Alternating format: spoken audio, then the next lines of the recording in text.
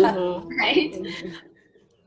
All right, well, I'm going to kick us off. I am Jess Johnson. I'm one of the co-founders of Artemis Sportswomen, and I am here with 4 of the amazing women that were part of Deer 139.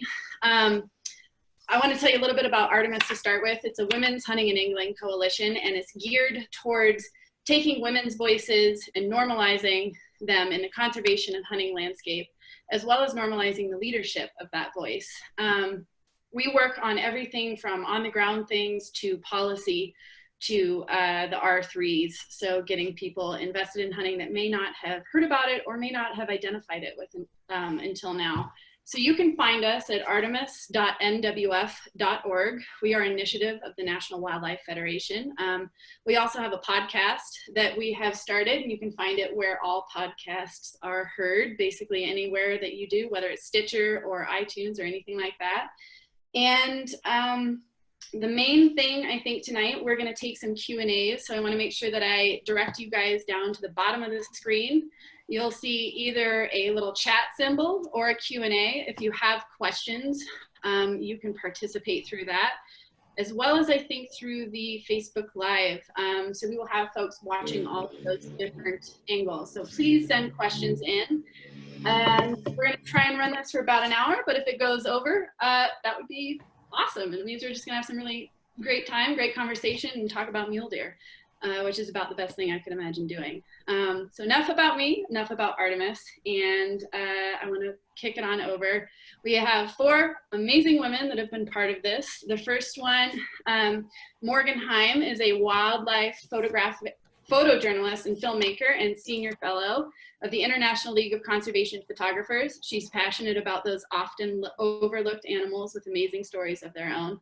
Morgan, I saw you wave, and you guys, if you can wave when I say your name out so folks know who you are.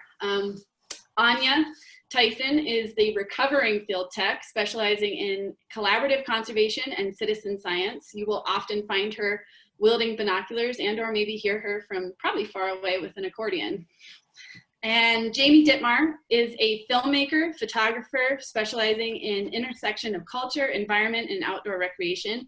She's coming to us from the far north of Alaska, and when she's not here, she's behind a camera or computer. She's hunting, fishing, and dog mushing. Sam Dwinell, also maybe the runner-up for the David Attenborough impressions, is a wildlife researcher with the Monteith Shop of the Hobbs School of Environment and Natural Resources with an eye towards wildlife management and conservation.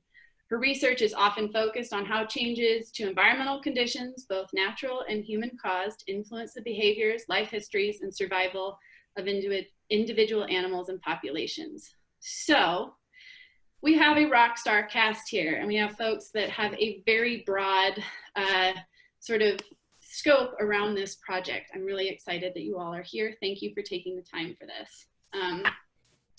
Let's see, I think I want to kick it off, and maybe I'll start with just sort of your overall impression. If you can give me 3 words of what it was like to be part of this project. And Anya, I'll kick it off with you. Just 3 words. And Anya, you are on mute, so yep, there we go. I was trying to buy myself time to think of 3 words. Don't feel rushed, it's good. I'll just post-holing, 1 word, combined. Jokes and awe. I'll throw those 3 out. Awesome. How about Morgan? Oh man, I have 2. Okay. Hilarious, life affirming, and revealing. Sam? Yeah, I mean, fun. It was really fun, just in general. Say collaborative, for sure. And humbling. And Jamie? Yeah, I mean, fun was the first one that came to me too, right? But the mind is programmed to forget about pain. So the next one that came up was raw for me. And then also team just came out. Awesome. Oh, well, these are great. I feel like that sets the stage for sort of how you guys interact with this film and your experiences with that. Sort of setting the stage and talking about, you trekked this amazing path that this deer went, and you talk about migration. How long is migration? Is it something that is a short path, a long path? And how many other deer are on this? Is it just deer 139, or do we have any concept of the other voices that are following her that are maybe the uncollared? And all of you jump in as you have experiences and thoughts around that, please. I mean, migration, it encompasses it all. You have the animals that just migrate a handful of miles, and then you have animals that migrate over 200 miles. It's sort of, and I'm speaking to mule deer specifically, it's kind of all encompassing. And in the Wyoming range in particular, 98% of our study animals migrate. And so if you translate that to the population, there's tens of thousands of animals in the Wyoming range mule deer population. And so there are tens of thousands of animals migrating, all the distances, 5 miles to 180 miles kind of thing. And Jamie and Morgan, you guys are part of the filming of this and having to capture this kind of story that is both human element and deer element, looking at how to tell that story. And I think we hear a lot as scientists and in the conservation realm that the anthropomorphizing of animals is a dangerous story to tell because of the emotion involved. But also you have to have that emotion to get people to see this on the ground, incredible thing that happens. So can you talk a little bit about what it felt like to express that in a story and to film that, and what it was like to see some of that footage? Yeah, I think we struggled a lot with that. And that's part of where the collaborative effort came in, was just how to tell a story, but how to tell it through character, how to tell it through place, and how to tell it through Deer 139, which is all what we really wanted to do. And the narrative itself and just the story itself, I think, of following what we were doing and following a total different path and the surprises that took us. I think that's what really, that's what really called to us, and we're hoping that it called to the audience too, and it captured everybody out there. Yeah, we kept, while we were filming, we kept talking collectively about deer, and we kept having to make ourselves specifically talk about Deer 139 and be like, okay, but what would she do? And then it became kind of a little bit of a joke. We were like, yeah, we're ascribing all these deep thinking processes that she's having, but sort of acknowledging it in a way that we know that, of course, she's not having that conversation with herself in her head. But I think by finding that balance of acknowledging that every animal has a unique journey in that migratory process, and there are decisions that animal's making, but then having that playful element to it as well helps kind of, it's like we're acknowledging the joke, we're acknowledging that, there is a separation between the way that we think and relate to things and then the way that the animals do too. That's really good. Anya, as you're on this trek and seeing this, I noticed, especially in the film, you're keeping the bird list and everything else.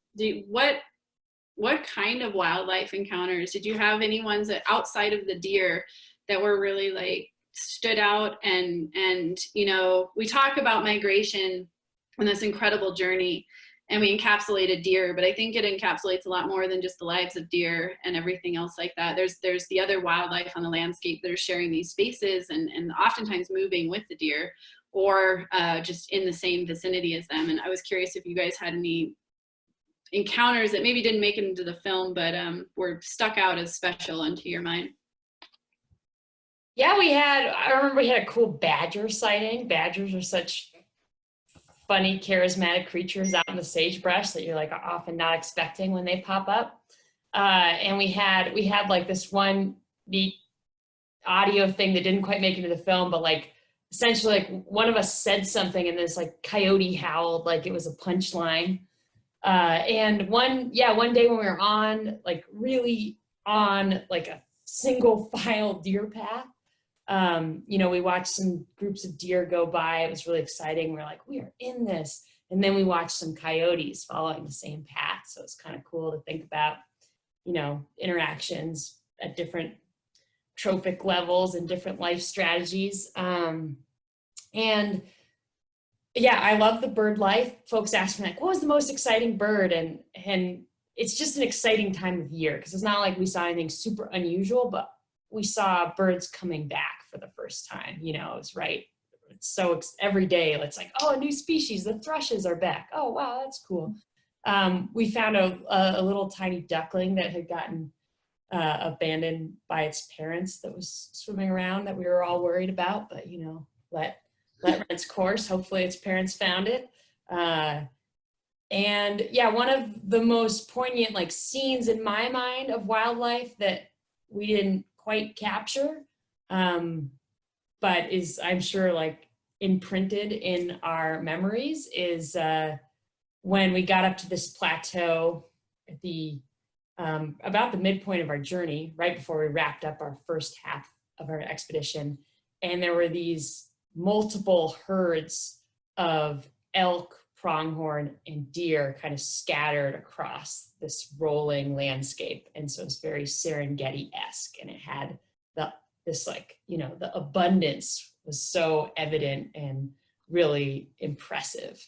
And it was so neat to think about all the species layered in on the same corridor. They all have tiny different threads of paths going in different directions, but the corridor is shared. That really stuck with me, even though we didn't quite get that imagery in the film. You can't if I could all the shots. I'm curious, we talk about migration is this incredible feat that happens, and these deer travel these distances, and as we saw in the film, often through some very rugged country, with variation of weather, and they have fences, they have roads, they have all of these trials and tribulations to contend with. If you can highlight, Sam or Anya or any of you, why migrate? Why is this, what is the advantage that they have in migrating versus, if we lost the migration, would they just disappear, or does it just change behavior? So yeah, in general, migration it's a behavior that's really common in seasonal environments like Wyoming, where you have winters that bring lots of snow to the mountains, and then summers that bring lots of lush vegetation to the mountains. And so animals that live in seasonal environments like that migrate to basically access food when it's available and escape the inhospitable environments of the summer when there's a bunch of snow on the ground. And so an interesting thing with migration is, we don't really know how it started, thousands of years ago when the first animal decided to migrate, and we don't really know how that spread. But an interesting thing about it is that we see a bunch of different, basically a portfolio of different migratory strategies. And there is some research now that's suggesting that these populations that can have a lot of variation in the different types of migratory strategies the animals have, so some migrate short distances, others migrate long distances, those populations may very well be buffered and a bit more robust to existing on the landscape, because as as climate change is happening, or certain areas of the greater the greater geographic area that the population occupies, as things become harder for one animal in one year, it may be easy for another animal in a different spot in that same year. And so by having that breadth of migratory strategies, you can have really larger and more abundant populations of animals. And one thing too, I want to chime in on when Anya was talking about the Serengeti, which it indeed is like totally engraved in my mind for sure. But a cool thing about that spot, it's designated as one of the high use migratory corridors for Wyoming range mule deer, and is in the draft for official designation for migration corridor for wildlife, which is awesome. Nice. So, looking at this as a strategy for survival and a strategy of use on the landscape, when you're traveling through this, and all of you, I would really kind of love, thinking like 2 sentences or 3 sentences or less, your take on what the landscape was like what it felt like to be there.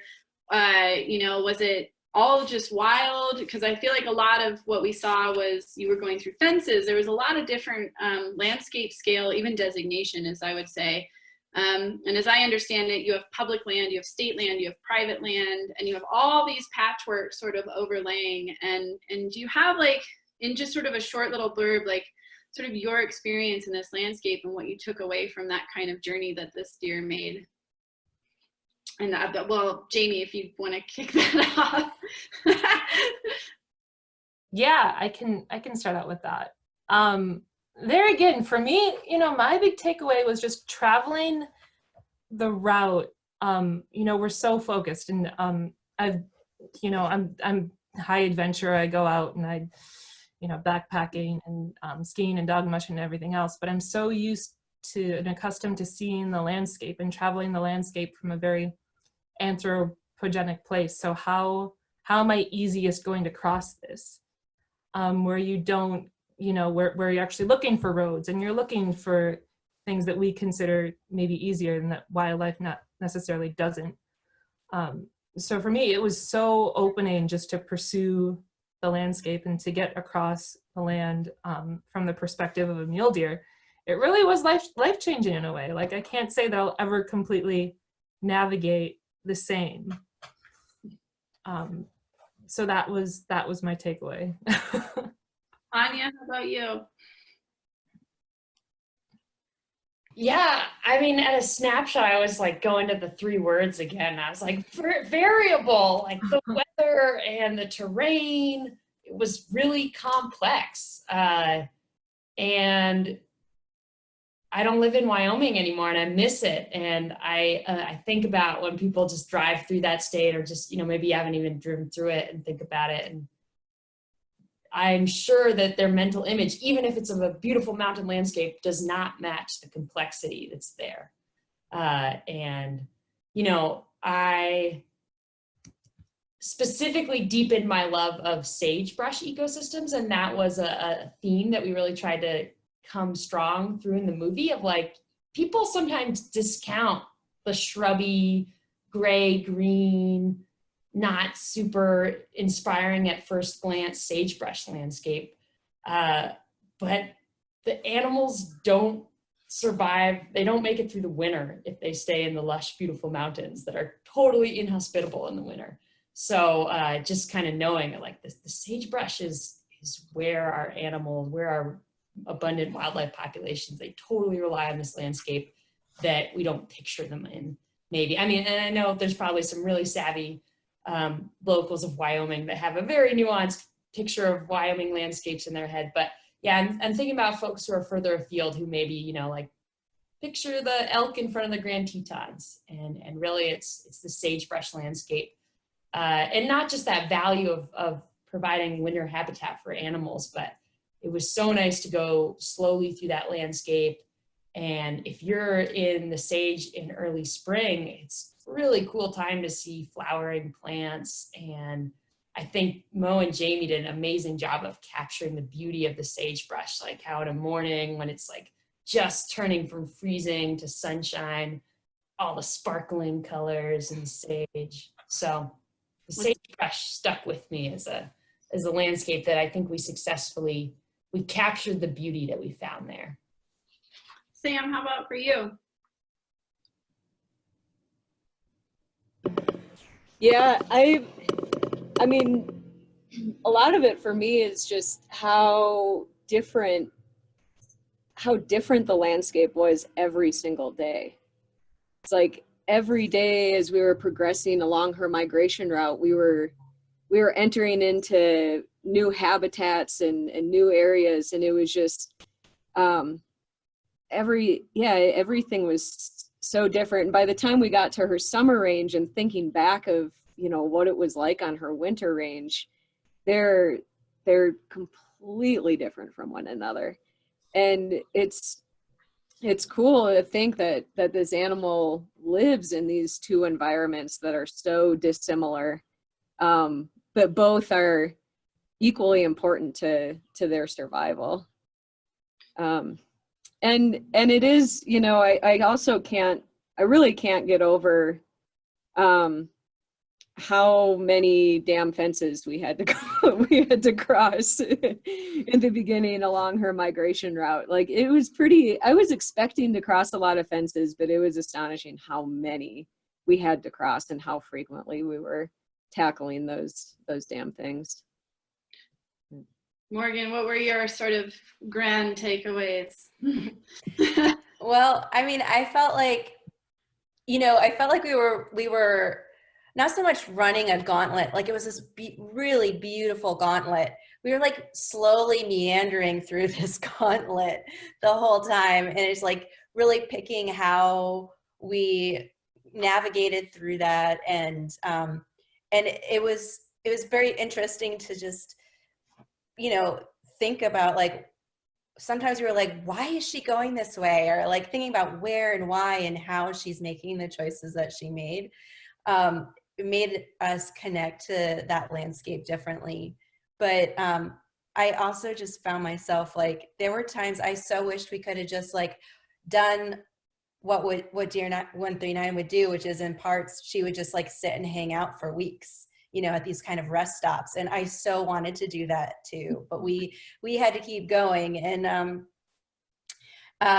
so I felt like, though, throughout that whole process, we were really being let in on a secret the whole time. I was definitely getting to see these areas in ways that I had never experienced them before. And I want to do it again sometime with another animal, maybe. I just feel like it's such a great way to experience this place that we see every day that we live in. I don't live in Wyoming, but I've spent a lot of time there, and I think about where I live now and like what I'm not seeing, because I just habituate the places that we're supposed to go.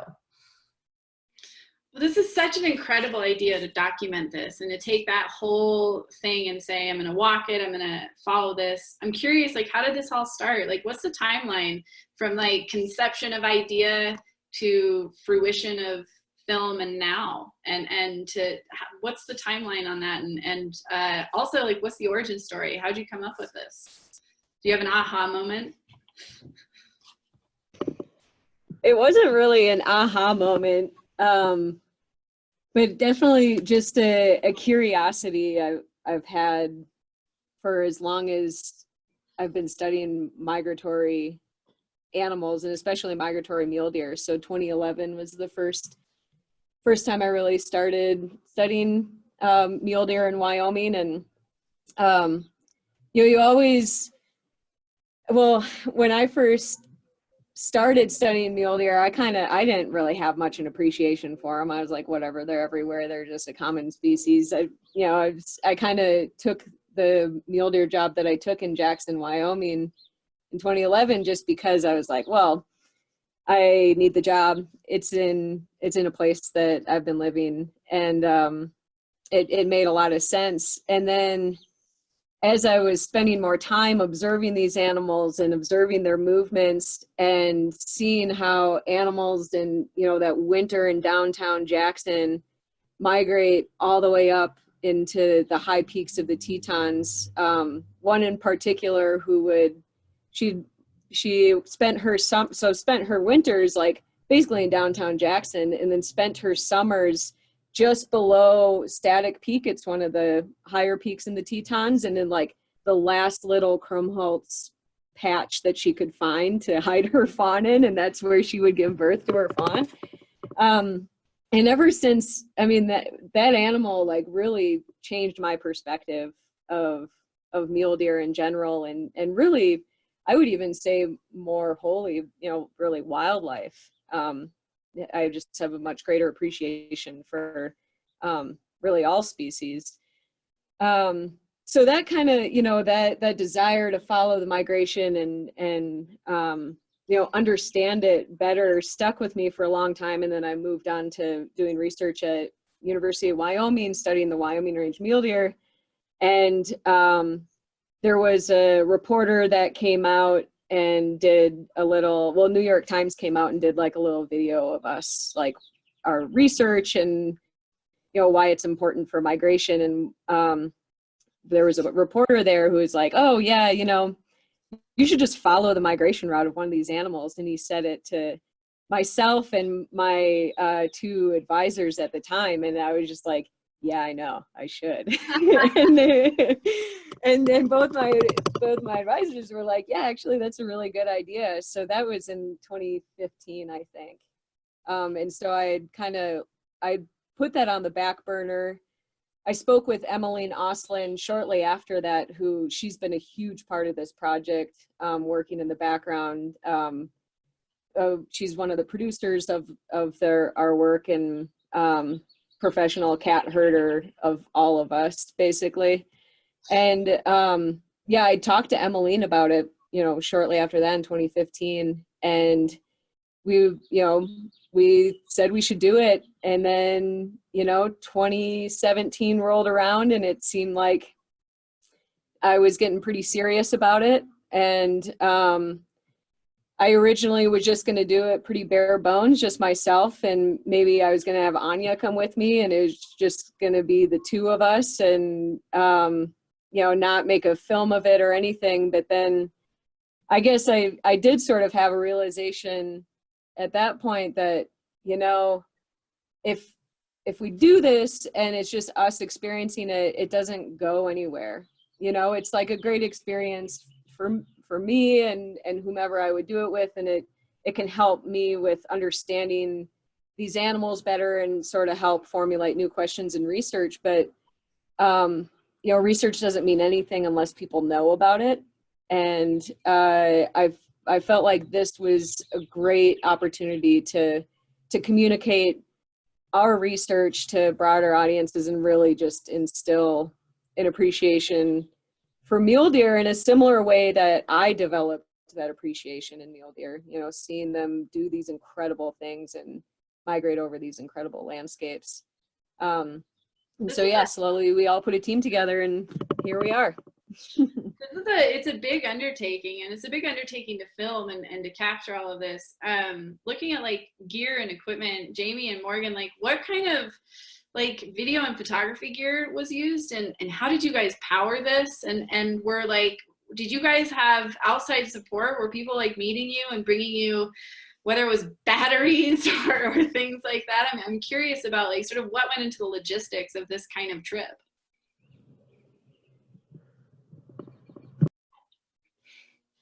You can duel it out over who's going to answer that one, but it's for both of you. I think we were both waiting to see who was going to unmute first. The online Q&A, so strange. Go ahead, Mo. Okay, so yeah, I mean, we carried all our gear with us. In fact, partway through the trip, so we split the expedition into two parts, which you learned if you watched the film, and we actually added gear to the second half of the expedition. But we tried to like build in as much ability into our kit as possible while keeping it as light as possible. So like I had a handheld gimbal, and we both had tripods. Jamie had a little Mavic Pro drone that she actually learned to fly for this expedition, like literally the day before we left. And so she just did amazing drone work. And then like in the second half, we added a slider, but we were carrying all of our gear, and at times like help, Anya in Tennessee like would carry the slider attached to their pack because it just wouldn't fit on our pack. So we were like trying to camouflage it into their backpack. And we carried a ton of batteries, but there were a couple spots where we were able to meet someone or meet up with a cache where we had left some, you know, big honkin' batteries that we could charge everything off of, and dump cards and stuff like that. But basically we went on the journey with the rest of the team. So you guys were there for every step of it, both of you? Pretty much. There was one section when we split the expedition into that there was a few miles where we didn't do that section of the trip. We met up and with kind of a rendezvous point and then completed the rest of the migration. So Sam in Tennessee ran it. Yeah. Yeah, they ran it. In their underwear for part of it. If we would have known everything that would have happened, we would have filmed it. We would have like pushed ourselves through it, because that was quite the little adventure in itself. But no, we missed that part. I'll say the highlight of that was watching Tennessee bushwhack naked through huge willow trees. We had to swim across a river, and we didn't want all of our clothes to be totally wet. And it was like, I mean, it was like neck deep water. So we were just like holding our clothes up above and going across the river. And Tennessee was just like, screw it, I'm not getting dressed. I'm just gonna wait, because we're gonna have to do this again in a couple 100 yards. And so she bushwhacked through a bunch of willows, like totally naked. It is a shame that didn't make it on the film, but that and the Serengeti are my two great regrets from the whole filmmaking process. Oh man. I'm curious, like Anya, and looking at this film and the packs that are in this, they seem huge. Like, any concept of like how heavy those packs were, and if you did this all again, is there things that you would leave behind, or that you would add in, or that you would trade out for a lighter version? Like, do you have any kind of concept around the packing 101 of this trip?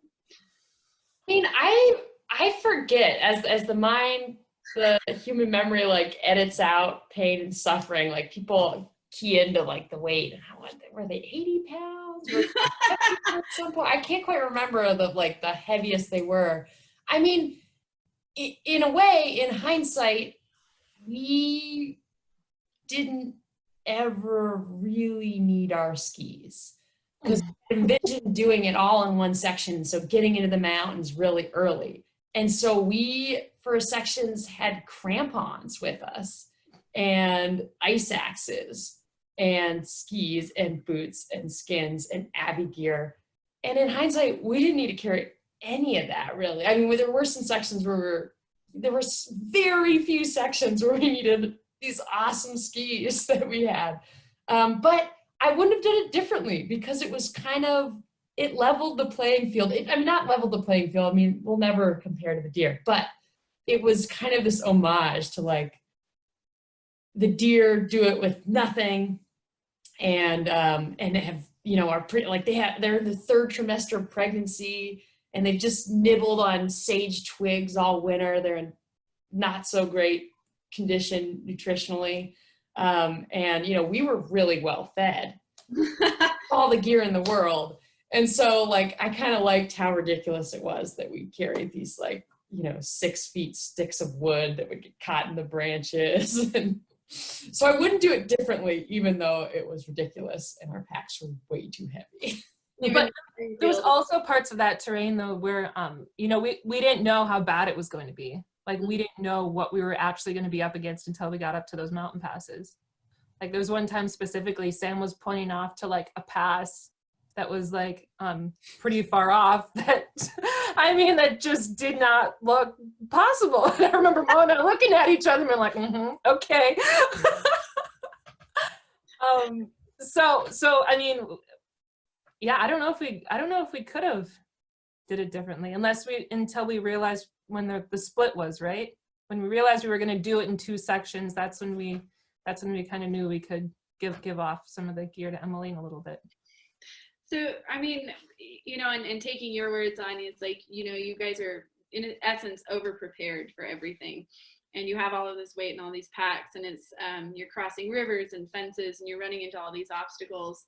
Looking at that is like through mule deer and the migration, what are the threats? And Sam and Anya and any of you, like, what are the threats, like the biggest threats to this migration?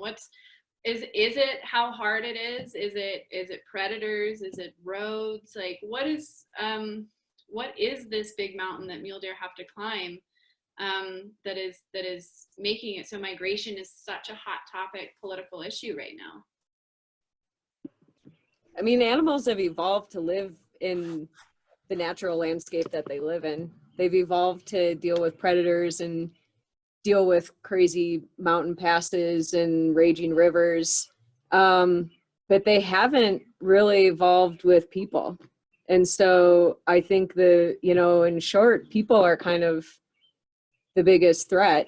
There is a lot of development that goes on along migration corridors, all throughout the world. And I think that, people are the biggest threat, but people are also kind of simultaneously the potentially the thing that can help these animals.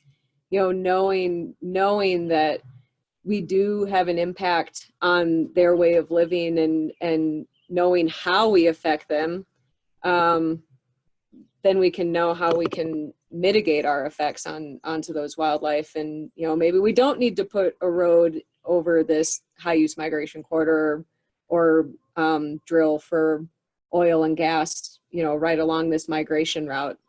We have the power to decide where we want to conserve these migration corridors. And so, yeah, it's up to us. It's a sort of somber feeling, but it's also hopeful in the sense of like there's still time and they're still here, and it's a really amazing feat that these animals accomplished to do that. I feel like humanity's been fascinated with migrations, and it's in part, I think, moved a lot of humanity's migrations is our fascination with this has been following wildlife for our own sustenance.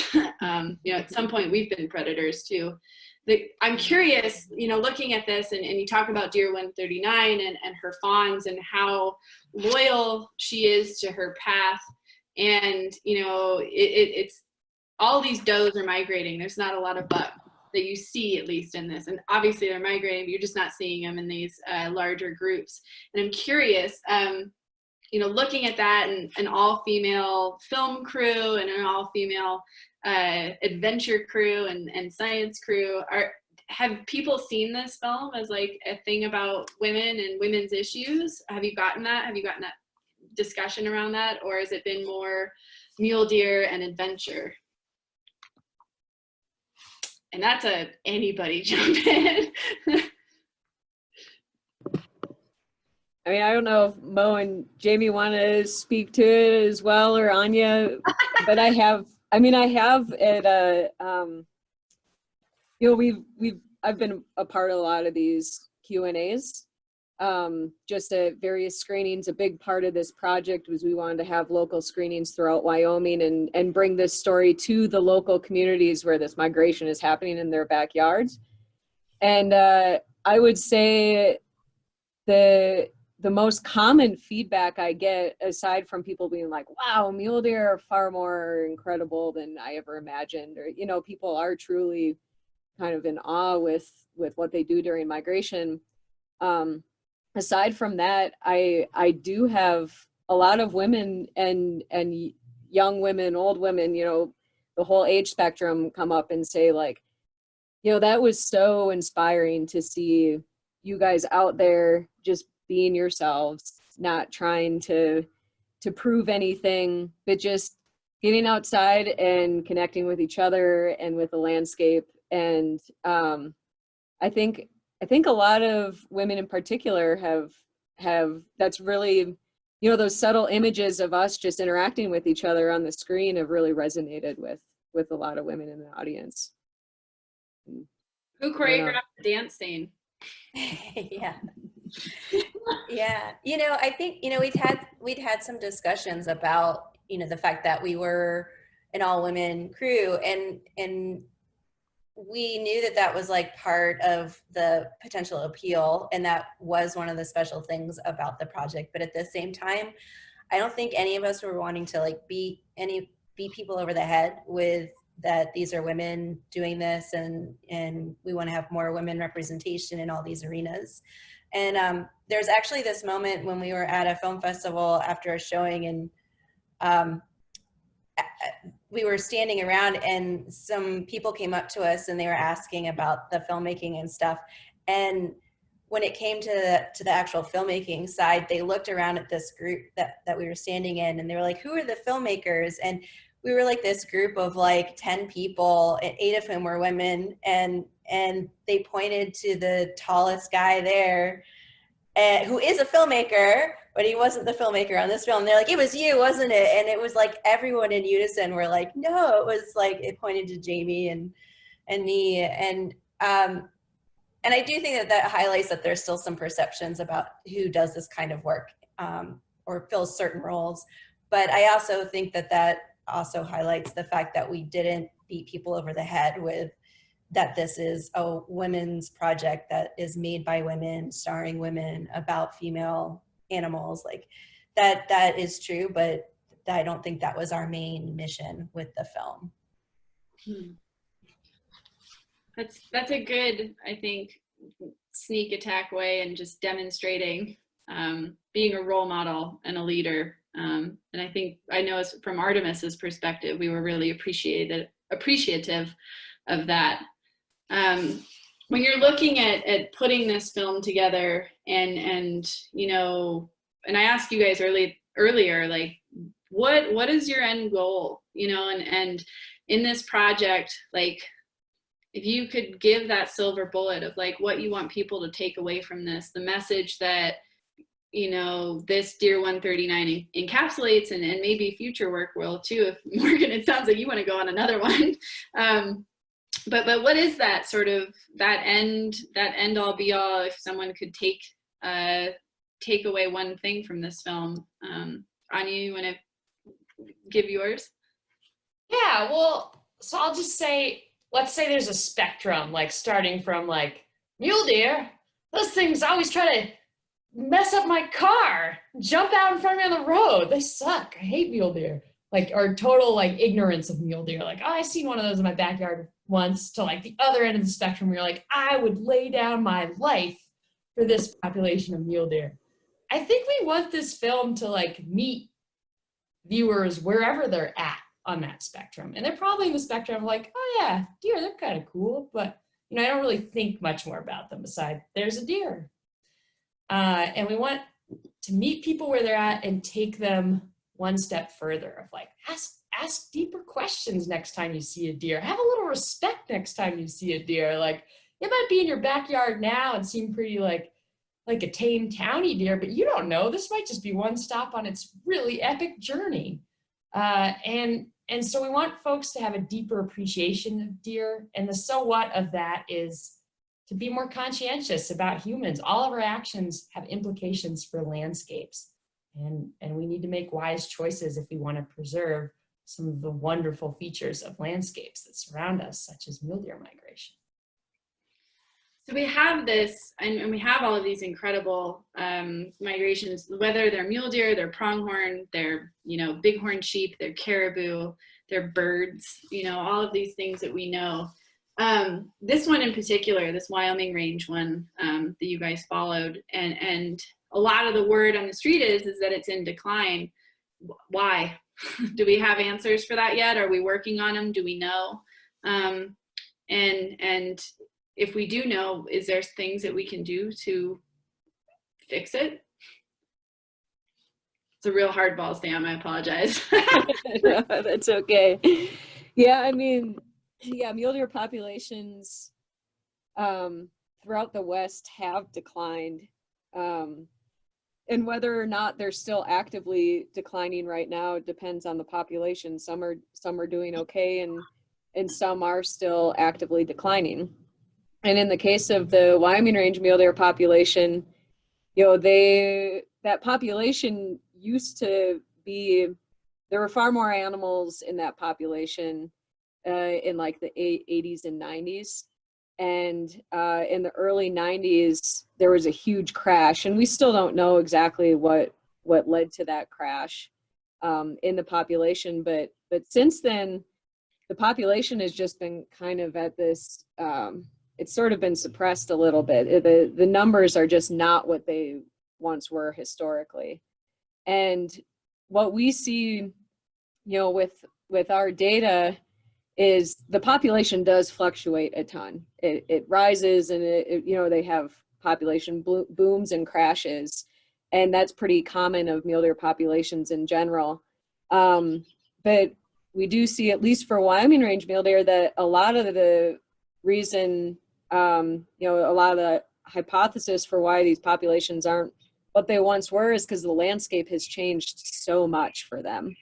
There is, you know, with a lot of their winter ranges, there's a lot of oil and gas development, and that not only just takes away habitat, literally takes away sagebrush that they rely on over the course of the winter, because, you know, well pads have to go up, but there's also human disturbance associated with it that these animals avoid. And we, you know, with 15 years worth of data, we have no evidence of any habituation in those situations. So they avoid those areas, and they're consistently avoiding them. So I think that a lot of our research at least speaks to how our impacts, they kind of extend a little farther than what we think when you actually see how our presence on the landscape changes the relationship that wildlife have with the landscape. It's not just taking away real estate, but it's altering the way that they interact with the food they need and the landscape they rely on. It's an important takeaway, I think, and it comes through, at least in the film. Jamie and Morgan, do you guys have future projects or current projects that you're working on? And if so, what are they? Do we get to know, or is this a secret?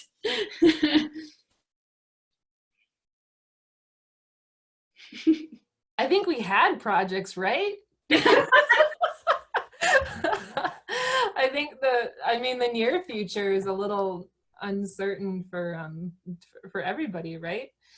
So I'm mostly just stuck here editing. I'll be editing a few different projects and finishing some up. I have a 5-year project coming to a close right now called Paving Tundra, which was actually one of the first films I started working on. So I'm taking this opportunity to finally get that one done and get that out the door, and we'll hopefully be at IWFF next year. Morgan, how Yeah. about you? Yeah, so same boat as Jamie. I had a bunch of things kind of on the docket, and that's all been sort of indefinitely postponed. There's a film that we have some funding for called We'll Run for Soil, and it's, you know, I'm not like a big soil fanatic, but I can appreciate what it does. But this film is like, it's another kind of adventure film. It's 3 women soil scientists who want to make soil and the people who study it a household name. So just like that right there makes me love them. And these women are training to do 150-mile run through the desert from Grand Junction, Colorado to Moab on the Paradox Trail. And they are avid runners, but they've never run anything of this length before. And I am not going to run that. Just putting that out there right now. I'm not running that. But they all have really amazing stories. And so I am super excited to share who they are and why they do what they do and care about what they care about. So that one has some funding. They're supposed to do the run in September. I don't know. I think we might, have to postpone that. But, and then I've got a couple other films that are, one's embargoed and another one is about a long running photographic project that I've done on trespass marijuana in California. So those are at various stages. I don't know when we're actually going to get to shoot things, but we just keep planning in the meantime, and I look forward to getting back out in the field. Oh, good things to look forward to, it sounds like. Yeah. Oh, and actually, sorry, I'm going to do a little plug. With respect to that trespass marijuana project, there is a film in IWFF this year called This Land that was done on the characters that I work with and by Maddie Rifkin. And it's a great, great film. So I hope people check that out if they've got festival passes. Ooh, good plug. I like it. Watching, and I saw Deer 139 when it came through Lander here in Wyoming, and rewatching it again, looking at I think it was geranium that you guys tried that was just really terrible. But it got me thinking about what mule deer are eating, and I think, Sam, I'm not sure if it was you or Anya were talking about how this is sort of like the number one, like what deer go after. It's a really good forage for them. I'm curious sort of what other forage is for mule deer, and if there are like certain things in certain times of the year that are important. Looking at, you talk about mule deer, and I think Morgan, you mentioned about how Deer 139, she'll trek this path for a certain amount of time and then she'll like stop over and hang out for a little bit. And what are we seeing that she's eating, and how their digestive system works in the sense of like along this migration path? And the reason I'm setting this up for is the quintessential question of like, can we help them, and can we supplement that food if they're not getting what they need? Yeah, I mean, their diets in the wintertime, sagebrush takes up over 85% of their diets. And we know this because we can basically reconstruct the diet of these animals by collecting their fecal samples. And so ages, I guess, 2013 to 2015, I spent a lot of my summers and a lot of my winters collecting deer poop and collecting deer poop from our study animals and sending them to labs to get analyzed. And so we have actually, pretty well reconstructed a lot of the diets of at least Wyoming range mule deer. And basically what you see is in the wintertime, really reliant upon sagebrush. And in the summertime, they're just taking advantage of every forb, so like wildflower and grass that comes up. And their diet really shifts from a primarily shrub-based diet to more of a forb diet. So yeah, a lot of wildflowers. Of a What was forb? that? Can you give us an example of a forb just for those? So like geranium, lupin, cinquefoil or potentilla. They actually, dandelion is in their diets quite often. Really just all the, like if you stumble upon a pretty lush little wildflower, it seems that mule deer will eat that. They have a pretty broad diet, but mostly focused on those like wildflowers. They do eat grasses and sedges as well. But I mean, yeah, that is sort of the question that all managers are asking, and it's sort of the holy grail if they can figure out exactly what habitat that is perfect for growing mule deer, and what plants mule deer need to grow big and grow fat. And you know, the reality of it is mule deer actually, when it comes to habitats, they're semi-generalists, at least in Wyoming. Some animals make a living in the sagebrush all summer long, all year long, winter and summer. And then other animals, you know, migrate up to these high alpine meadows. And, you know, there are certain treatments, habitat treatments that we know that can help wildlife, like prescribed burns can definitely bring back a lot of forbs and grasses. But the reality of it is, you know, I think in general, we kind of need to appreciate, and this isn't what a manager wants to hear, but we need to appreciate that all these habitats are really important, you know, and it's really hard to pick and choose one over the other. And yeah, it's not what managers want to hear, but I think it's kind of a reality in the world of mule deer. Thoughts on, like, you know, folks, for those of us that see deer passing through town, you know, I'm asking this in the sense of, like, are people putting out deer feed helping or hurting? Yeah, I mean, there's a lot of controversy around feeding deer, but you know, really, I think the science shows, the evidence shows that it's really not good to feed animals. For one, it aggregates animals and can spread disease, and especially in Wyoming, where CWD is becoming more and more of a reality every day. We really can't be aggregating these animals in one spot over spots where they're being fed, because that's just a way of spreading CWD, chronic wasting disease, across the population. Also, deer and other, they're ruminants, so they're ruminant species. They have a 4-chambered stomach, and the front chamber, their rumen, depends totally on basically the microflora that have made a living in the rumen. And the interesting thing about that is the microflora are totally catered to the diet of the individual animal. And so if there is a sudden shift in the types of foods in the diet of that animal, they literally can't handle it.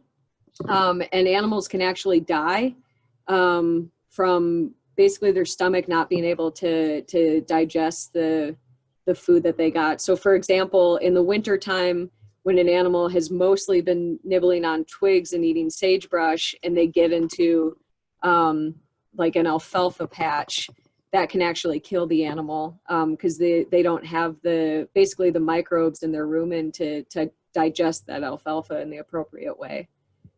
So even though it seems like you're helping the animal in those situations, because you're like, man, this animal's starving, you actually can inadvertently be the cause of its death if you're feeding it in those very specific situations.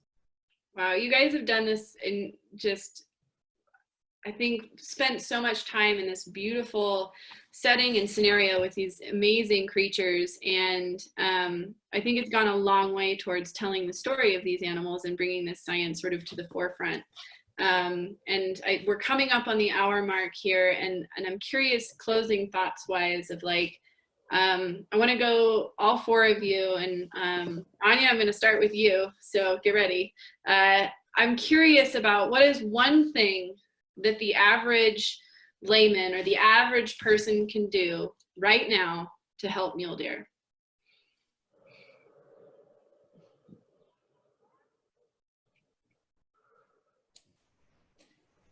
There's a lot of good momentum in Wyoming specifically around preserving migration corridors and big game habitat. And I would say support those efforts with your vote, and support the organizations that are raising their voice in support of our wildlife populations in Wyoming. So a couple, can't specifically endorse them as a university film. So now I'm just speaking as Anya Tyson, not associated with the film. Wyoming Outdoor Council seems to do a great job. National Wildlife Federation, Wyoming Wildlife Federation, those folks are all doing a great job. Jackson Hole Wildlife Foundation. There's a bunch of great organizations that are They're nonpartisan. They're just trying to help wildlife, and we should all support them and vote for folks who are going to do right by our wildlife populations. Morgan, and feel free, like, it doesn't just have to be a science or a policy, it can be a storytelling, it can be an action that, you know, just you feel is beneficial, that different people from different walks of life can engage in. Oh man, well, I'm gonna say the first thing that came to my mind, which is kind of specific, but it was lay down your fences. You know, they're migrating right now, and there's, you know, still some of them may be in those more heavily fenced areas. So go out, if you are a person who's got private land that has fences, go down, lay down a stretch of fence for the animals that are migrating. And there's a lot of dead fences out there. There's some groups out there that do mitigation to remove dead fences that are just sort of wasting away out there. So think about volunteering with one of those groups. There's some in Jackson, but yeah, lay down the fences. Sam? Yeah, I mean, Mo and Anya both brought up great things. I mean, I think there's a couple things, like, and this is kind of like what Anya's saying, you know, these animals don't have voices, but we do. And so being the voice for wildlife, I think, is really important. But, you know, to be the voice for wildlife, you also kind of have to dare to explore what it's like for them. You know, like, I really want to encourage people to go out and spend time outside, not just, you know, mountain biking on the trail or trail running, but like really spend time outside and really just connect with your landscape and connect with the nature around you. And, you know, I think in doing that, that's really the only way you can formulate these arguments to really be the advocate for wildlife. Got a lot of distractions in the background. No, I think they covered it. Watch the film, right? We covered it. We went over a lot of really good stuff, and yeah, take out those damn fences. Those were a pain in the ass. But I could really speak to just going out and spending time and just taking time to spend time and view the landscape from an animal's perspective, from a mule deer's perspective, and you'll see it in a whole new light. You'll see it totally differently, and in that, I think you'll gain some respect for it, regardless where you are on the political spectrum of things. Wow, well, I am so thankful for the four of you being with us, and those that were part of this film that are not here. We miss you, and we were hoping that your voices have been heard through a lot of this. Sam, I know your work has been with the Monteith Shop.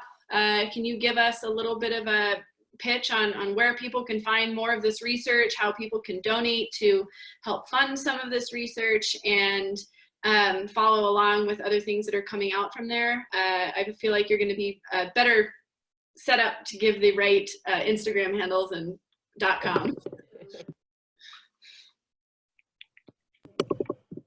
Yeah, thanks for prompting me to do the shameless plug so I don't have to do it totally unprompted. Yeah, so the Monteith Shop, it's a part of the Hobbs School of Environment and Natural Resources at the University of Wyoming. And so you can go on the University of Wyoming's website, search for the Hobbs School, and that can direct you to the Monteith Shop. We do have an Instagram handle, monteith.shop. MONT, well, I guess you've got it on your shirt, MONTEITH.shop. Follow us on Instagram. We share a lot of anecdotes about, you know, what we're seeing in the field, and share a lot of our research as well, and just kind of have fun with it. We also have a website that is still being developed, but it's getting pretty close to being done, called the Ungulate Compendium. And you can find that website, ungulategcompendium.org. And that is a place where you can not only see what our different projects are focused on, because we don't just study mule deer, we study bighorn sheep and moose and basically anything with hooves in the West, we study it. And yeah, we've got information on just, you know, basic ecology of those animals, as well as some interesting facts about wildlife that you may not know. So yeah, follow us, check us out. It's a great shameless plug, and I'll follow that up with ours. You know, I'm Jess Johnson. I'm with Artemis, and one of the co-founders of Artemis. So artemis.nwf.org. It is an initiative of the National Wildlife Federation, and it's working really hard to put women like this that we've spent and talked with in leadership roles and leading the dialogue around conservation, whether it's hunting related or just in the conservation landscape. And it's something that I've been very passionate about, and I'm very thankful for the four of you for really leading the charge in this. And then I will also do a second one in the sense of that a lot of this on the ground work, especially in Wyoming, my day job, my paid job is with the Wyoming Wildlife Federation, and we do a ton of policy work that has been based around this. And having good communication pieces like Deer 139 to talk about this story and to talk about the journeys that these deer are on go a long ways towards helping change the dialogue or helping draw a spotlight to these lives of these animals that I think often, especially in the West, we take entirely for granted. So thank you deeply for all of your work in this. Again, Monteith's shop is, if you can't remember anything else, Google that and you'll find everything else, as well as Artemis or Artemis Sportswomen and the National Wildlife Federation. And thank you, Anya, Jamie, Morgan, Sam, you guys are rock stars. And I'm looking forward to Morgan's second mule deer hike. Jamie, I think you're probably going to have a dog mushing something coming sometime. And Sam, I hear Norway is in your future.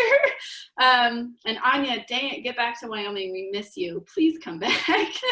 And we'll talk soon. And thank you all. Thank you for everybody that has watched this. And I hope this was a great window into the life of mule deer and really awesome women.